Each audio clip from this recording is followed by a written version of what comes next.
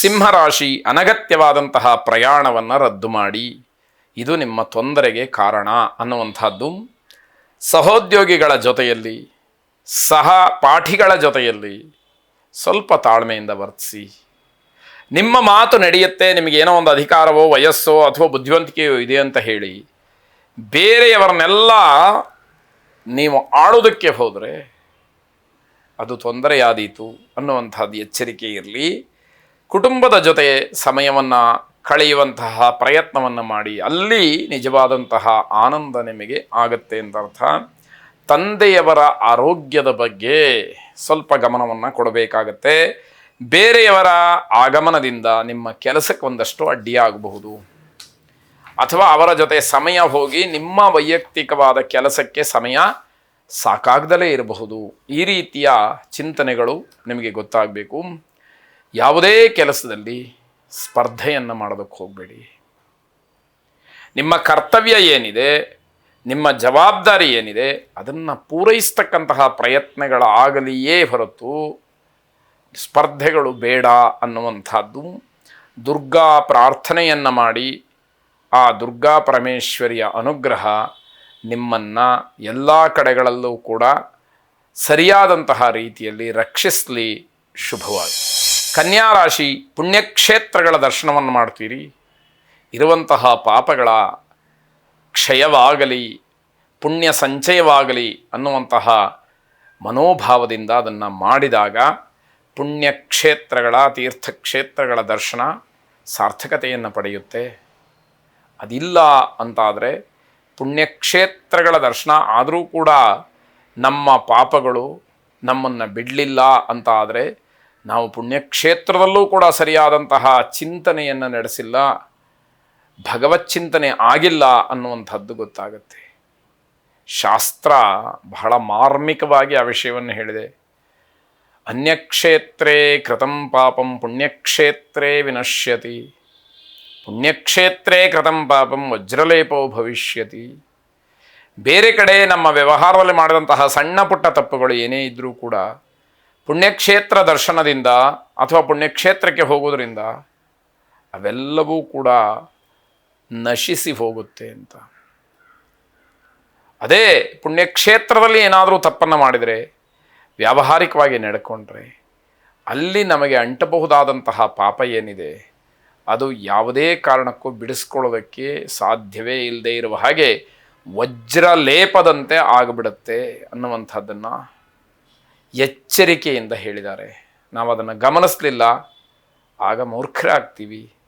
ಗಮನಿಸಿ ಅದರಂತೆ ನಡ್ಕೊಳ್ಬೇಕು ಅನ್ನುವಂಥದ್ದು ಮುಖ್ಯವಾಗುತ್ತೆ. ಕೆಲಸದ ಒತ್ತಡದಿಂದ ಮಾನಸಿಕವಾದಂತಹ ಹಿಂಸೆ ಇರುತ್ತೆ. ಜನರಿಗೆ ನಿಮ್ಮಿಂದ ಸಹಾಯ ಆಗ್ತಕ್ಕಂತಹ ದಿವಸ ಇದು. ವೈದ್ಯಕೀಯ ವಿದ್ಯಾರ್ಥಿಗಳಿಗೆ, ವೈದ್ಯರಿಗೆ ಹೆಚ್ಚಿನ ಮಾನ್ಯತೆ, ನಿಮ್ಮ ಅವಶ್ಯಕತೆ ಸಮಾಜಕ್ಕಿದೆ ಅನ್ನುವಷ್ಟರ ಮಟ್ಟಿಗೆ ನಿಮಗೆ ಬೆಂಬಲ ಅಥವಾ ಧೈರ್ಯ, ನಿಮ್ಮ ಬಗ್ಗೆ ವಿಶೇಷವಾದಂತಹ ಕಾಳಜಿಯನ್ನು ತೋರಿಸ್ತಾರೆ. ಜವಾಬ್ದಾರಿ ಕೆಲಸಗಳಲ್ಲಿ ಸವಾಲುಗಳು ಕಾಣುತ್ತೆ, ಇದು ಸಹಜ. ಬುದ್ಧಿವಂತಿಕೆಯಿಂದ ಸಮಾಜ ಪರವಾಗಿ ಅದೆಲ್ಲವನ್ನು ಎದುರಿಸಬೇಕಾದಂಥದ್ದು ಅತಿ ಮುಖ್ಯವಾಗುತ್ತೆ. ಸುಬ್ರಹ್ಮಣ್ಯ ಸ್ವಾಮಿಯ ಪ್ರಾರ್ಥನೆಯನ್ನು ಮಾಡಿ, ಆರಾಧನೆಯನ್ನು ಮಾಡಿ. ಶುಭವಾಗಿ. ತುಲಾರಾಶಿ, ಯಾವುದೋ ಒಂದು ಒಳ್ಳೆಯ ಅವಕಾಶಕ್ಕೆ ಕಾಯ್ದಿರತಕ್ಕಂತಹ ನಿಮಗೆ ಶುಭ ಸುದ್ದಿ ಸಿಕ್ಕುವಂಥದ್ದಿದೆ. ಕುಟುಂಬದಲ್ಲಿ ಅನ್ಯೋನ್ಯತೆ ನಿಮಗೆ ಸಹಕಾರಿಯಾಗತ್ತೆ. ಸಂತೋಷದ ಒಂದು ವಾತಾವರಣವನ್ನು ನಿಮಗೆ ಸೃಷ್ಟಿ ಮಾಡಿಕೊಡುತ್ತೆ ಎನ್ನುವಂಥದ್ದು. ನಿಮ್ಮ ನಡವಳಿಕೆ ಸಹಜ ಸ್ವಭಾವವಾಗಿದ್ದರೂ ಕೂಡ ಜನ ನಿಮ್ಮನ್ನು ಕೆಣಕಬಹುದು, ಕೆರಳಿಸ್ಬೋದು. ಆಗ ನಿಮ್ಮದೇ ಆದಂತಹ ಶೈಲಿಯಲ್ಲಿ ನೀವು ಉತ್ತರವನ್ನು ಕೊಡ್ತೀರಿ ಅಂತಕ್ಕಂಥದ್ದು ಇಲ್ಲಿ ಗಮನಿಸಬೇಕಾದಂಥದ್ದು. ಸಾಲದ ಹಣ ವಾಪಸ್ ಬರ್ತಕ್ಕಂತಹ ನಿರೀಕ್ಷಿತೆ ಇದೆ. ಆ ಅನಿರೀಕ್ಷಿತವಾದಂತಹ ಲಾಭ ನಿಮಗೆ ಒಂದಷ್ಟು ಕೆಲಸಗಳಿಗೆ ಸಹಾಯಕವಾಗುತ್ತೆ ಅಂತ ಅರ್ಥ. ಹಣಕಾಸಿನ ವಿಚಾರದಲ್ಲಿ ಸಣ್ಣ ಪುಟ್ಟ ಗಲಾಟೆಗಳು ಕೂಡ ಆಗಬಹುದು, ಅದಕ್ಕೂ ಅವಕಾಶ ಇದೆ. ಎಲ್ಲವನ್ನ ಸೂಕ್ಷ್ಮಾತಿ ಸೂಕ್ಷ್ಮವಾಗಿ ಗಮನಿಸಬೇಕು. ಯಾವುದರ ಅವಶ್ಯಕತೆ ಎಷ್ಟಿದೆಯೋ ಅಷ್ಟರ ಮಟ್ಟಿಗೆ ನೀವು ಸನ್ನದ್ಧರಾಗಿರಬೇಕು ಅನ್ನುವಂಥದ್ದು. ಮನೆಗೆ ಬಂದ ಅಂತಹ ಅತಿಥಿಗಳಿಂದ ಕಿರಿಕಿರಿ ಆಗುವಂತಹ ಸಾಧ್ಯತೆ. ಹಾಸ್ಯವಾಗಿ ಮೊದಲು ಆರಂಭ ಮಾಡ್ತಾರೆ ಮಾತನ್ನು, ಆಮೇಲೆ ಅದು ವಿಶೇಷವಾದಂತಹ ಮಾತಾಗಿ ಪರಿವರ್ತನೆ ಆಗಿ ಆಗಿ ಆಗಿ ಅದು ನಿಮಗೆ ಕಿರಿಕಿರಿ ಆಗುವಷ್ಟರ ಮಟ್ಟಿಗೆ ತನ್ನ ಹಂತವನ್ನು ತಲುಪಿ ನಿಂತುಕೊಳ್ಳುತ್ತೆ ಅಂತ ಅರ್ಥ. ಐಶ್ವರ್ಯ ಲಕ್ಷ್ಮಿಯನ್ನು ಪ್ರಾರ್ಥನೆ ಮಾಡಿ ಶುಭವಾಗಿ. ವೃಶ್ಚಿಕ ರಾಶಿ, ಮಕ್ಕಳ ಬಗ್ಗೆ ಸ್ವಲ್ಪ ಕಾಳಜಿಯನ್ನು ವಹಿಸಿ. ಮಕ್ಕಳ ವಿದ್ಯಾಭ್ಯಾಸ, ಅವರ ವಯಸ್ಸಿಗೆ ಅನುಗುಣವಾದಂತಹ ಚಟುವಟಿಕೆ, ಹಾಗೆ ಅವರ ನೌಕರಿ, ಅವರ ಜೀವನ, ಅವರ ಮದುವೆ ಇತ್ಯಾದಿಗಳ ಬಗ್ಗೆ ಗಮನ ಇರಲಿ. ಮಕ್ಕಳಿಗೆ ಆಯಾ ವಯಸ್ಸಿಗೆ ಅನುಗುಣವಾಗಿ ಯಾವುದು ಸಂದಾಯವಾಗಿಲ್ವೋ ಅಂತಹ ವಿಚಾರಗಳಲ್ಲಿ ಅವರೇನಾದರೂ ಬೇಸರವನ್ನು ಪಟ್ಕೊಂಡಿದ್ರೆ ಅಗತ್ಯವಾಗಿ ಸಮಾಧಾನ ಮಾಡುವಂತಹ ಕೆಲಸವನ್ನು ಮಾಡಿ. ಆ ಜವಾಬ್ದಾರಿ ನಮ್ಮ ಮೇಲಿದೆ ಅನ್ನುವಂಥದ್ದನ್ನು ತೋರಿಸ್ಬೇಕು, ಅದು ಮುಖ್ಯವಾಗುತ್ತೆ. ಇಲ್ಲದೇ ಇದ್ದರೆ ಮಕ್ಕಳಿಂದ ಉತ್ತಮವಾದ ಯಾವುದನ್ನೂ ಕೂಡ ನೀವು ನಿರೀಕ್ಷೆ ಮಾಡೋದಕ್ಕೆ ಅವಕಾಶಗಳು ಇಲ್ಲ ಅಂತ ಅರ್ಥ. ನಿಮ್ಮ ಸ್ವಭಾವವನ್ನು ಮನೆಯವರಿಗೋಸ್ಕರವಾಗಿ ನೀವು ಹಾಗೆ ನಡ್ಕೊಂಡ್ರೂ ಕೂಡ ಸಮಾಜ ಅದನ್ನು ಟೀಕೆ ಮಾಡುತ್ತೆ, ಸ್ವಾರ್ಥಿ ಅನ್ನೋದಾಗಿ ಹೇಳುತ್ತೆ. ಇದನ್ನು ಗಮನಿಸ್ಕೊಳ್ಬೇಕು. ನಿರ್ದಿಷ್ಟವಾದಂತಹ ಗುರಿಯನ್ನು ಇಟ್ಕೊಳ್ಳಿ. ದುರಾಲೋಚನೆಗಳು ಬೇಡ, ದೂರದ ಆಲೋಚನೆಗಳಿರಲಿ.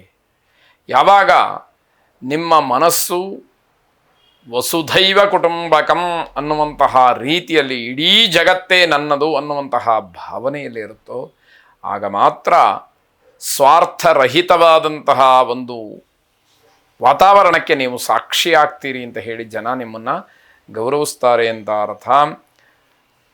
ನಿಮಗೆ ಅತಿಯಾದಂತಹ ಗಳಿಕೆಯ ಹಿಂದೆ ಹೋಗಿ ಮನಸ್ಸಿಗೆ ಸಮಾಧಾನ ಅನ್ನುವಂಥದ್ದು ಕೊನೆಯಲ್ಲಿ ಸಿಕ್ಕೋದಿಲ್ಲ. ಆರಂಭದಲ್ಲಿ ತುಂಬ ಉತ್ಸಾಹಗಳಿರುತ್ತೆ, ಕಾಲಕ್ರಮೇಣ ಅದೆಲ್ಲವೂ ಕೂಡ ಹುಸಿಯಾಗತ್ತೆ ಅನ್ನುವಂತಹ ಅನುಭವ ನಿಮಗೆ ಬರುವಂಥದ್ದಿದೆ. ಹಾಗೆ ನಿಮ್ಮ ವರ್ತನೆ, ವ್ಯಕ್ತಿತ್ವವನ್ನು ಕಾಪಾಡಿಕೊಳ್ಬೇಕು. ಇಲ್ಲದೇ ಇದ್ದರೆ ಅದೂ ಕೂಡ ಸಮಸ್ಯೆ. ಧನ್ವಂತರಿ ಮಹಾವಿಷ್ಣುವನ್ನು ಪ್ರಾರ್ಥನೆ ಮಾಡಿ ಆರೋಗ್ಯದಲ್ಲಿರತಕ್ಕಂತಹ ವ್ಯತ್ಯಾಸಗಳು, ವಿಶೇಷವಾಗಿ ಮಹಿಳೆಯರಿಗೆ ಏನು ಆರೋಗ್ಯದ ತೊಂದರೆ ಇದೆ ಅದು ನಿವೃತ್ತಿ ಆಗಲಿ ಅನ್ನುವಂಥದ್ದು.